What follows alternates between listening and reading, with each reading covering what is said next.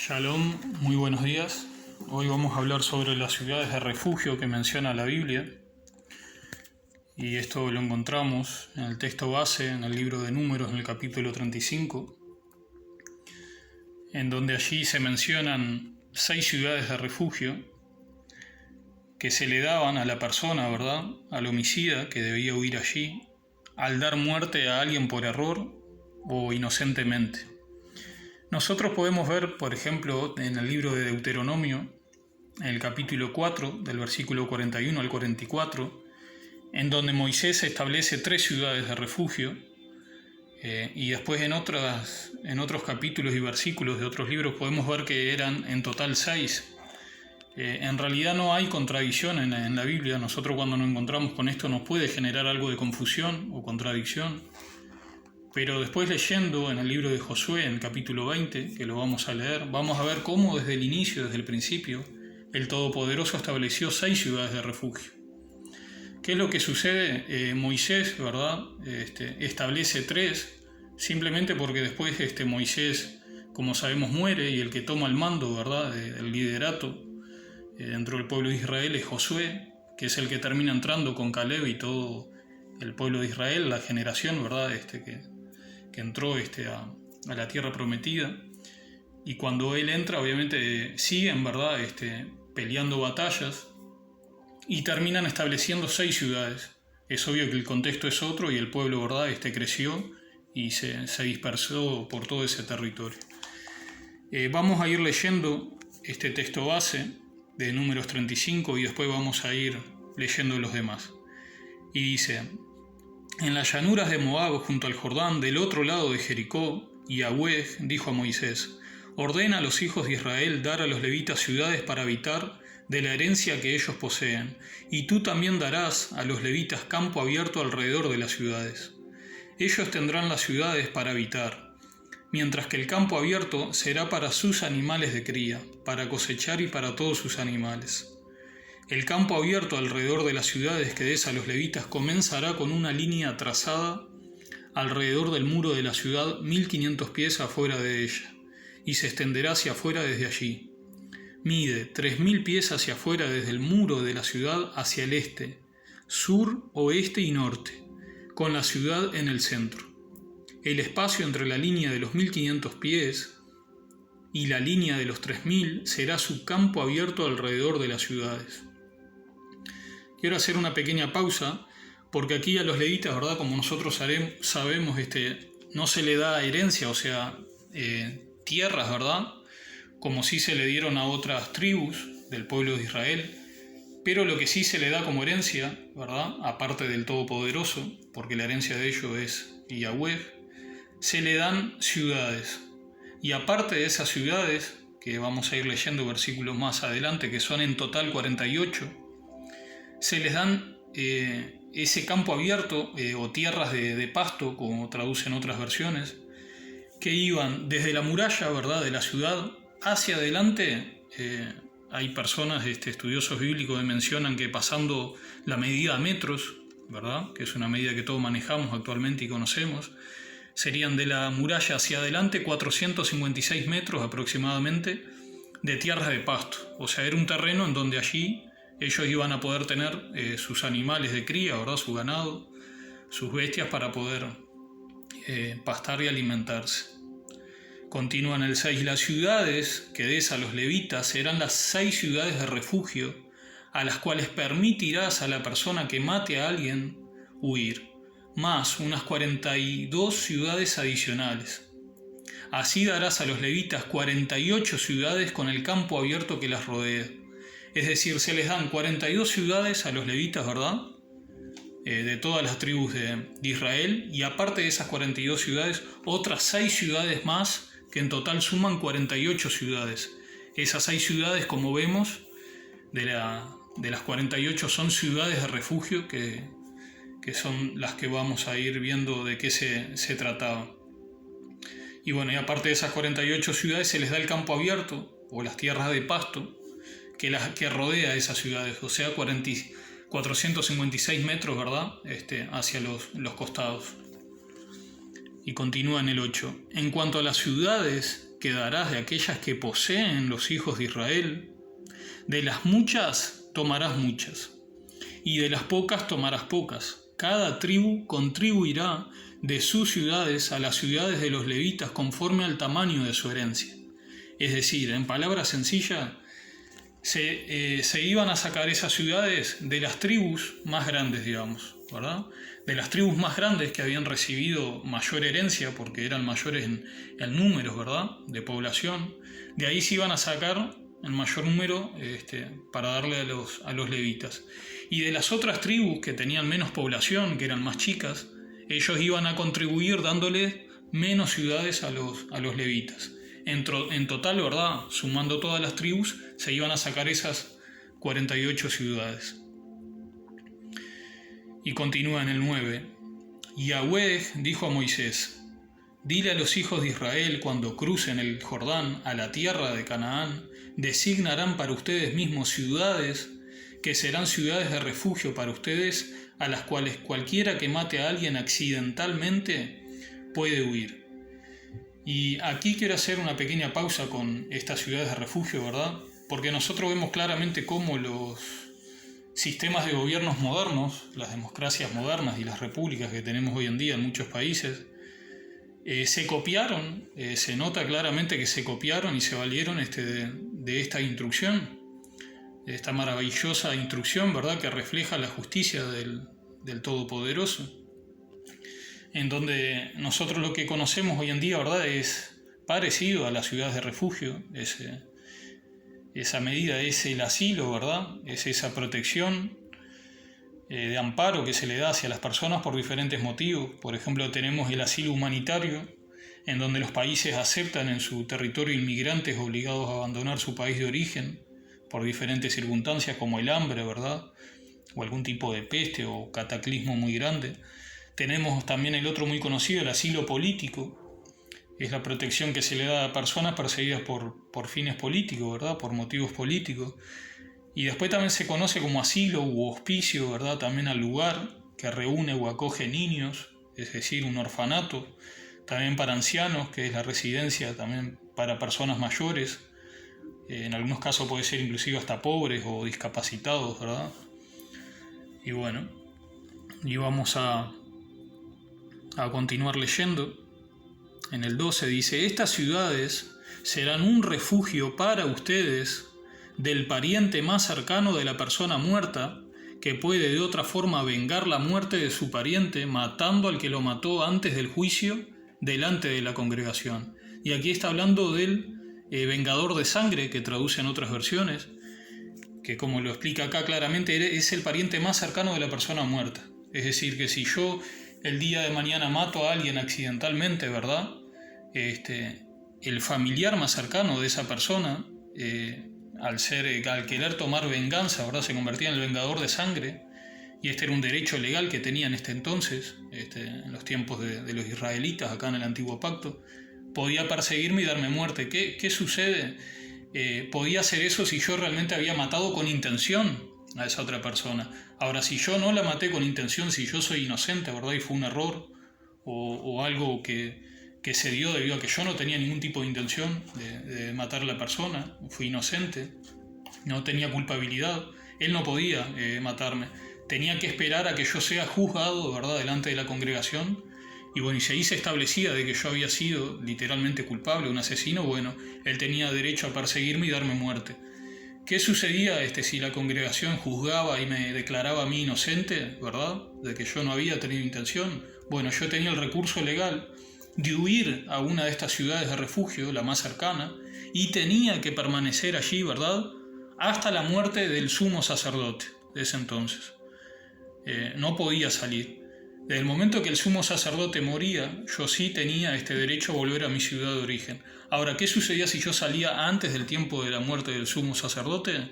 Bueno, si yo salía antes de eso, el vengador de sangre tenía el derecho legal, digamos, de darme muerte. Y vamos a irlo leyendo esto. Dice: estas ciudades de refugio, como leímos, serán un refugio para ustedes del pariente más cercano de la persona muerta, que puede de otra forma vengar la muerte de su pariente matando al que lo mató antes del juicio delante de la congregación. Referente a las ciudades que darán, habrá 6 ciudades de refugio para ustedes, dice el Todopoderoso. Darán 3 ciudades al este del Jardín y 3 ciudades, es decir, del Jordán, del Jardín, y 3 ciudades en la tierra de Canaán. Ellas serán ciudades de refugio. Aquí lo que vamos a ver después claramente en un mapa es que está el río Jordán, ¿verdad? Que atraviesa, está en el medio del territorio, ¿verdad? En donde están los israelitas. Y hay 3 ciudades que se encuentran al este, ¿verdad? Del río Jordán. Y las otras 3 ciudades se encuentran al oeste. Y podemos ver después claramente cómo si uno hace un viaje en diferentes direcciones de esas ciudades, aproximadamente habían entre cada una de ellas unos 50 o 60 kilómetros, cosa que la persona pudiera en un día, ¿verdad?, huir y refugiarse, que le diera bien. Bueno, y dice en el 15, estas 6 ciudades servirán como refugio para los hijos de Israel, como también para el extranjero y residente extranjero con ellos, para que cualquiera que mate a alguien por error pueda huir allí. Sin embargo, si lo golpea con un instrumento de hierro y así causa su muerte, él es un asesino. El asesino será puesto a muerte. O si lo golpea con una piedra en su mano lo suficientemente grande para matar a alguien y muere, él es un asesino. El asesino será puesto a muerte. O si lo golpea con un utensilio de madera en su mano que sea capaz de matar a alguien y él muere, él es un asesino. El asesino será puesto a muerte. El pariente más cercano vengador será el que pone a muerte al asesino. Al encontrarse con él, lo pondrá a muerte. Asimismo, si lo empuja por odio o intencionalmente tira algo a él, causando su muerte, o por hostilidad lo golpea con su mano y así muere, entonces el que lo golpeó será puesto a muerte. Él es un asesino, y el pariente más cercano, es decir, el vengador de sangre, pondrá al asesino a muerte al encontrarse con él. Pero supón que lo empuje de repente, pero sin hostilidad, o le tira algo sin intenciones, es decir, que lo mata, ¿verdad?, sin querer, o sin verlo, sin ser su enemigo, o sin querer hacerle daño, le tira una piedra lo suficientemente grande para causarle la muerte, y la persona muere. Entonces la asamblea o congregación juzgará entre el que lo golpeó y el pariente vengador más cercano de acuerdo a estas reglas. Y la congregación salvará al homicida del pariente más cercano, es decir, el vengador de sangre. La congregación lo devolverá a la ciudad de refugio a la cual él huyó, y él vivirá allí hasta que el sumo sacerdote, que fue ungido con aceite kadosh, muera. Pero si el homicida sale de los límites de la ciudad de refugio a la cual huyó, y el pariente vengador más cercano mata al homicida, él no será culpable de la sangre del hombre. Acá vamos a hacer una pequeña pausa. Aquí vemos claramente en el versículo 25 cómo hay una clara referencia, ¿verdad?, y analogía hacia Jesucristo, hacia Yahshua, ¿verdad? O sea, el sumo sacerdote es una figura o simbolismo de Jesucristo, el Hijo de Dios, que vendría tiempo después a ofrecer un único sacrificio perfecto, como todos sabemos, logrando de esta forma la redención eterna y justificación del creyente. Entonces acá lo que podemos ver que de esta forma, al morir el sumo sacerdote, ¿verdad?, que es la figura del gran sumo sacerdote, es decir, Yahshua, el homicida obtenía redención o perdón y podía volver, ¿verdad?, a su ciudad, integrándose normalmente a la sociedad. Y en el 28 dice, porque él debe quedarse en su ciudad de refugio hasta la muerte del sumo sacerdote. Pero después de la muerte del sumo sacerdote, el homicida puede regresar a la tierra que posee. Y aquí vamos a leer ahora, desde el 29 en adelante, dice, estas cosas continuarán siendo sus normas para juicio por todas sus generaciones, donde quiera que vivan. Nosotros vemos que después ellos, ¿verdad?, el pueblo de Israel se aparta terriblemente de muchas de estas normas y le va, ¿verdad?, desastrosamente. Y en el 30 dice, si alguno mata a otro el asesino será puesto a muerte por el testimonio de testigos. Pero el testimonio de solo un testigo no será suficiente para causar que una persona sea puesta a muerte, ¿no? Y esto lo encontramos, por ejemplo, vamos a leer en Deuteronomio. Vamos a buscarlo, lo tengo por acá, en Deuteronomio 19:15, que dice lo siguiente: no se tomará en cuenta a un solo testigo contra ninguno en cualquier delito ni en cualquier pecado, en relación con cualquier ofensa cometida. Solo por el testimonio de 2 o 3 testigos se mantendrá la acusación. Vamos a ir cerrando acá. Esto también vemos claramente que este recurso legal se valen en muchos países, ¿verdad? En muchas democracias, en donde la persona homicida tiene, digamos, derecho también a que un abogado lo represente, ¿no? Y en base a los testigos que pongan cada parte es que el jurado, ¿verdad? Va a tomar una decisión y lo va a condenar o a absolver. Vamos a volver. El 31 dice: también no aceptarás rescate a cambio de la muerte de un asesino condenado a muerte. Más bien, él será puesto a muerte. Asimismo, no aceptarás de alguien que haya huido a su ciudad de refugio un rescate que le permitiría regresar a su tierra antes de la muerte del sumo sacerdote, ¿verdad? Entonces acá lo que podemos ver claramente, también esto está relacionado con Levíticos 27. Vamos a ir leyendo, que son las cosas consagradas a Dios, ¿verdad? Y su rescate. Pueden leer todo el contexto, no lo vamos a leer todo, vamos a adelantarnos. En donde dice el 29: ninguna persona que ha sido sentenciada a morir y así incondicionalmente dedicada puede ser redimida, será puesta a muerte, ¿verdad? O sea que no valía aquí el dinero, ¿verdad? Porque podía existir la situación dada, ¿verdad? De querer sobornar a través de algún tipo de rescate o fianza, ¿verdad? A la población, a los jueces del pueblo, en donde esta persona huyera. Y siendo de repente un asesino, ¿verdad? Esta persona no debían cubrirlo, ¿verdad? Tenían que entregarlo para que el vengador de sangre lo matara. O en el caso de que haya matado inocentemente, ¿verdad?, a la persona y huyera a la ciudad de refugio, y luego él quisiera, por X motivo, si extrañaba o algo, irse de la ciudad de refugio a su ciudad de origen y sobornara a las personas allí, ¿verdad?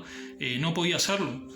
Ellos no podían permitirlo porque tenían que cumplir con la norma que decía que solo podía huir de la ciudad de refugio sin padecer muerte en el caso de que muriera el sumo sacerdote. Si huía antes, como leímos, ¿verdad?, en los versículos anteriores, antes de que muriera el sumo sacerdote, el vengador de sangre o el familiar más cercano del homicida, ¿verdad?, la persona de la víctima que había muerto, podía en ese caso sí tomarse justicia propia por su parte y matar a la persona. Y vamos a leer ahora el 33, que dice: de esta forma no profanarás la tierra en la cual estás ahora viviendo. Este es el Eterno dirigiéndose a los israelitas, ¿verdad? Porque la sangre profana la tierra. Y en esta tierra no se puede hacer expiación para la sangre derramada en ella, excepto la sangre de aquel que la derramó. Y esto vemos claramente que es una clara referencia a Génesis, ¿verdad?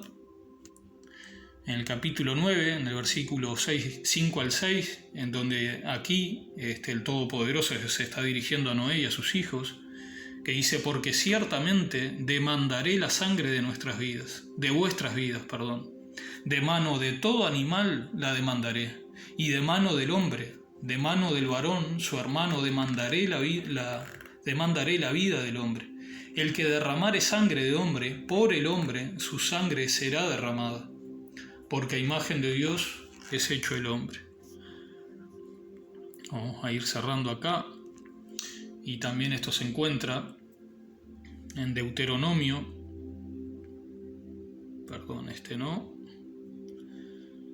Deuteronomio 21.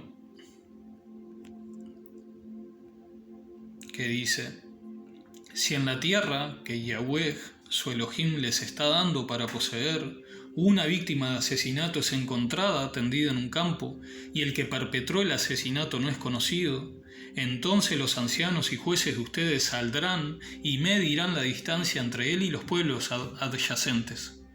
Después que haya sido determinado cuál pueblo es el más cercano, los ancianos de ese pueblo tomarán una novilla que nunca haya sido puesta a trabajar o llevado yugo para uso como animal de arrastre.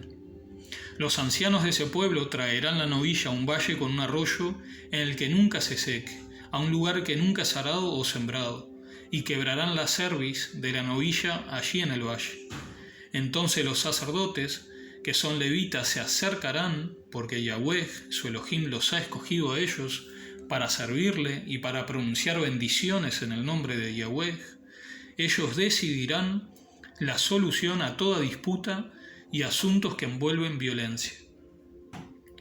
Todos los ancianos de los pueblos más cercanos a la víctima del asesinato lavarán sus manos sobre la cabeza de la novilla a la cual le quebraron la cerviz en el valle. Entonces ellos hablarán y dirán: esta sangre no fue derramada por nuestras manos, ni hemos visto quién lo hizo. Yahweh, sé misericordioso hacia tu pueblo Israel, a quien redimiste. No permitas que sangre inocente sea derramada entre tu pueblo Israel, y ellos serán espiados por este derramamiento de sangre. Y bueno, y esto está también relacionado con el libro de Salmos también, ¿verdad? En el 106. Y vamos a adelantarnos, acá dice la rebeldía de Israel, vamos a adelantarnos al versículo 34 al 38. Pueden leerlo todo, es un salmo muy, muy hermoso, que dice: no destruyeron, acá se está refiriendo, ¿verdad?, a los israelitas, ¿verdad?, a los errores que tuvieron, que a raíz de ello los demás pueblos los influenciaron mucho y se terminaron destruyendo. Dice: no destruyeron a los pueblos que el Señor les ordenó destruir, sino que se mezclaron con ellos y asimilaron sus malas costumbres. Rindieron culto a sus ídolos y esto los llevó a la ruina. Ofrecieron a sus hijos y a sus hijas en sacrificio a esos demonios, y así derramaron sangre inocente, sangre que fue ofrecida a los dioses de Canaán, sangre que dejó manchada la tierra, y esos hechos los hicieron impuros, pues actuaron como un pueblo infiel. Es decir, una de las instrucciones que ellos recibieron, ¿verdad?, los israelitas, era de que no adoptaran las costumbres de estos pueblos porque los iban a descarriar y a destruir totalmente, ¿verdad? Cosa que terminó sucediendo con muchísimos de ellos y quedó un remanente nomás fiel. Y bueno, y también está relacionado, ¿verdad?, esto de Números que estamos leyendo en el versículo 33 con Hebreos en el capítulo 9, ¿verdad? Pueden leer todo el contexto también, del versículo 22 al 28, en donde dice: de acuerdo a la Torá, esto es la versión Kadosh, casi todo es purificado con sangre, ¿verdad? Y sin derramamiento de sangre no hay perdón de pecados. No los vamos a leer todos a los textos que están haciendo referencia a esto, ¿verdad? Porque se encuentra también en Levíticos, en el capítulo 8, en el versículo 25 al 35. También se encuentra en Segunda de Crónicas, en el capítulo 30, el versículo 13 en adelante hasta el 20 aproximadamente. Y vamos a continuar leyendo el 34, que dice: no profanarás la tierra en la cual vives y en la cual yo habito, porque yo, Yahweh, habito entre los hijos de Israel.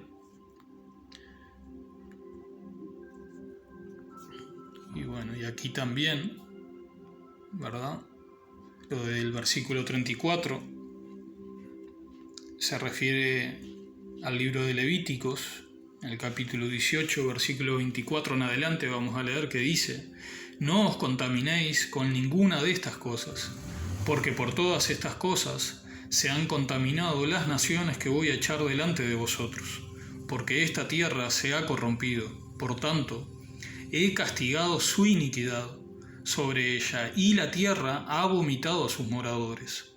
Pero en cuanto a vosotros, guardaréis mis estatutos y mis leyes, y no haréis ninguna de estas abominaciones, ni el nativo ni el forastero que reside entre vosotros. Porque los hombres de esta tierra que fueron antes de vosotros han hecho todas estas abominaciones, y la tierra se ha contaminado. No sea que la tierra os vomite por haberla contaminado, como vomitó a la nación que estuvo antes de vosotros. Vamos a ir cerrando aquí. Y bueno, y esto se encuentra también en el libro de Josué, ¿verdad? Vamos a ir cerrando esto. Vamos a leer el libro de Josué, capítulo 20, que dice: Después el Eterno le dijo a Josué: reúne a los hijos de Israel y diles que elijan las ciudades de refugio de las que ya les había hablado por medio de Moisés, ¿no? Esta instrucción fue dada a Moisés, Moisés muere y ahora se le dice lo mismo a Josué, ¿verdad? En ella se refugiará el homicida que de manera accidental y no intencionalmente haya dado muerte a alguien. Allí podrá protegerse de quien quiera tomar venganza. Quien se refugie en alguna de esas ciudades deberá presentarse a la entrada de la ciudad y exponer sus razones ante los ancianos. Entonces ellos lo recibirán, lo llevarán dentro de la ciudad y le asignarán un lugar donde vivir. Si el que quiere tomar venganza lo persigue, no podrán entregar al homicida, porque la muerte de su prójimo fue accidental, y no por enemistad alguna.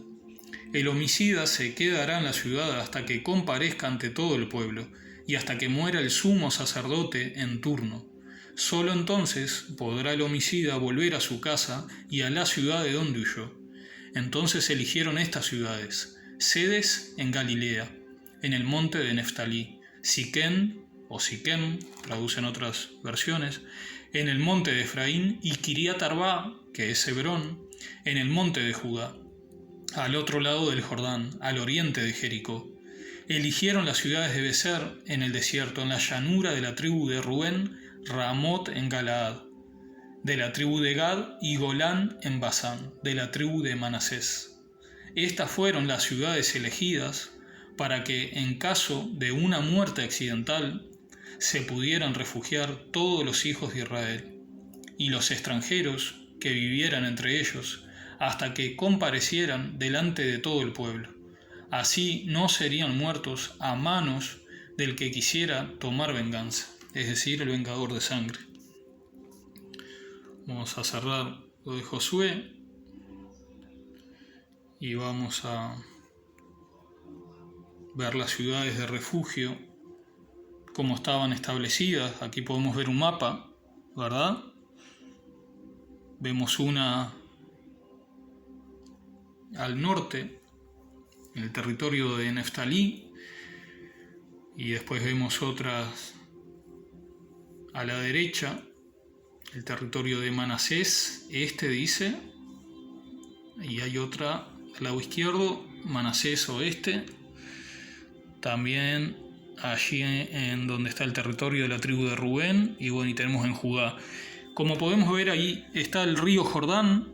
No sé si lo pueden apreciar en la imagen, se ve una línea negra que divide todo ese territorio, ¿verdad? Donde están las tribus. Y vemos claramente 3 ciudades de refugio que están del lado derecho, ¿verdad? O hacia el este. Y otras 3 desde el río Jordán a mano izquierda, o sea, hacia el oeste. Y bueno, y ahí sí vemos las distancias, ¿verdad? Están repartidas de una forma, como dijimos al principio, en donde la persona que matara accidentalmente pudiera huir, ¿verdad? Pudiera en solo un día de viaje huir a alguna de esas ciudades. Vamos a ir cerrando acá y vamos a leer este precioso salmo, ¿verdad? El Salmo 46, porque actualmente, ¿verdad? ¿Cuál sería el refugio, ¿no? Para nosotros y para el creyente, ¿verdad? El refugio No tenemos ciudades de refugio, sino que tenemos que comparecer, en el caso de que nos suceda algo parecido, ante la justicia y depender en oración, ¿verdad?, del Eterno. Y si somos inocentes, Él nos va a librar con toda seguridad de lo sucedido. Y nuestro refugio, ¿verdad?, nuestro amparo, nuestra fortaleza, es el Todopoderoso, como dice este salmo, y se encuentra en muchos otros. Y vamos a leerlo. Que dice: Elohim es nuestro refugio y nuestra fuerza, una ayuda en las aflicciones que han venido sobre nosotros. Por tanto, no tememos. Cuando la tierra sea afligida, aunque las montañas se derrumben hacia las profundidades del mar, sus aguas han rugido y han sido afligidas, y las montañas tiemblen ante su poderío. Hay un río cuyas corrientes alegran la ciudad de Elohim, la habitación Kadosh de Elión. Elohim está en la ciudad, no será conmovida cuando amanezca. Elohim la ayudará con su semblante. Las naciones estaban revueltas, reinos fueron removidos, su voz tronó y la tierra tembló. Yahweh, Elohim Sebaot, está con nosotros, nuestra fortaleza, el Elohim de Jacob. Vengan a ver las obras de Yahweh, las maravillas que Él ha hecho en la tierra. Hasta los confines de la tierra, Él hace que las guerras cesen, Él rompe el arco, parte el arma en pedazos, quema los escudos en el fuego. Desistas y aprendan que yo soy Elohim, yo seré exaltado entre las naciones, yo seré exaltado sobre la tierra. Y Yahweh, Elohim de los ejércitos, está con nosotros, nuestra fortaleza, el Elohim de Jacob. Y con esto quisiera finalizar este pequeño estudio y espero que les haya sido de mucha bendición. Que la gracia y la paz de Dios nuestro Padre y del Señor Jesucristo sea con todos ustedes. Amén.